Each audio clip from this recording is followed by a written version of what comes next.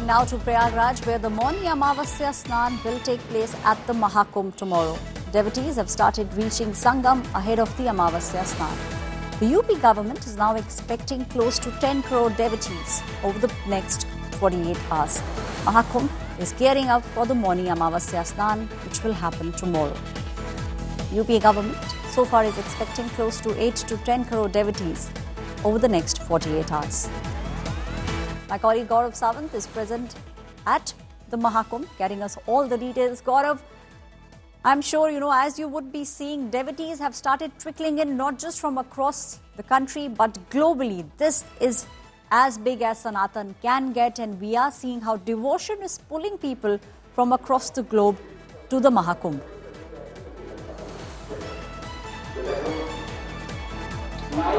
Aishwarya, there is no invitation card, and it's not a trickle. It's actually a sailab, if I may. It's actually a sea of devotees who are here, not in thousands, not in lakhs, but literally in crores who are here. And you have to see the way they look after each other, when entire families are here, because people are just coming in lakhs and lakhs and lakhs together. So they're holding each other's hand, making a human chain, and then moving forward. And you can't go against this tide. If this tide is moving in one direction, everyone just moves in that direction all along, takes that holy dip at the Sangam, and then they move on. There's a one-way entry, and then a circuitous route for the exit. Those who come from Kanpur, there is a separate ghat for them. Those who come from Jhusi, there's a separate ghat for them.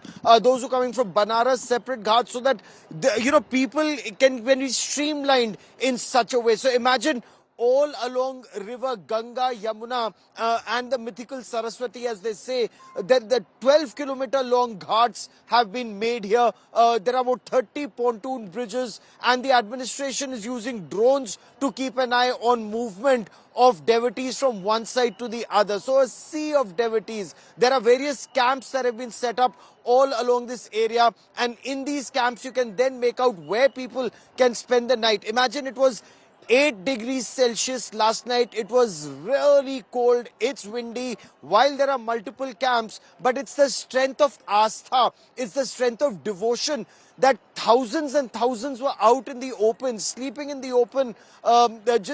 Somebody's donating blankets, someone's giving blankets. They've got their own. There are various bhandaras for food all along here. Of course, there are medical camps, there are fire brigades, there are no-go areas. So administration that way is being very strict. But this sea of devotees has to be seen, to be believed. And as you very rightly pointed out, it's not just people from India, but Chris Martin, for example, Coldplay lead singer, it's a British band. They've come here. Dakota Johnson, his lady friend, they are here. They're taking a dip in this Sangam of Astha, or faith and belief. And it's unbelievable. This has to be seen to be believed, to see how so many crores peacefully congregate, take a dip, and then go back in that eternal hope of salvation, of moksha. That is what Mauni Amavasya Snan is all about, Aishwarya. Right, Gaurav, this is also showing, this is the Sanatan Dharma in its full glory. The way people in crores are visiting Sangam, it really shows why Hinduism is called the oldest religion in the world. And the preparations, Gaurav, as you were also pointing out, by the UP government have been outstanding.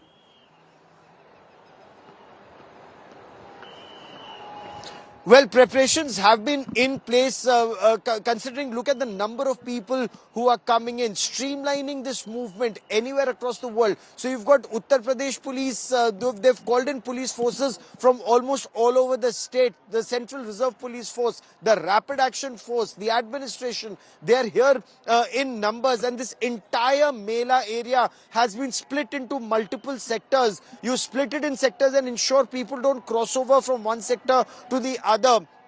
That's the only way streamlining is possible. It's been declared a no vehicle area, at least where larger number of devotees are. So just to come here to Sangam, we've had to walk almost 8 kilometers, and that's one way.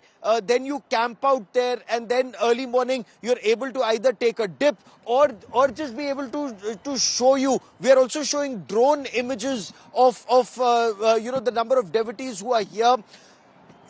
When the police cannot walk through the crowd, you cannot imagine the crowd. They're just jostling with each other, rubbing. It's just that you're walking shoulder to shoulder. You can't. It's a tide of people who come, and it's a tide of people who take a dip and then move on. So you have the police on horseback. On horseback, they're streamlining movement of people. Of course, one of the biggest apprehensions, like we've also seen in many movies, that people get separated in Kumbh. Kumbh ke bichhde, as they say, Kumbh mele mein bichhad gaye log. That's a real apprehension here, and that is why people actually tie themselves to each other as they walk along, so that they don't get separated and the distance is not too much, and then they're able to take a dip and then move on. So that's the way this system is functioning, and functioning very smoothly, at least so far.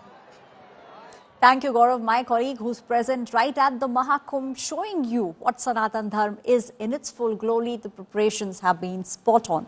Crores of people have been visiting the Mahakumbh over the course of the last at least 20 days.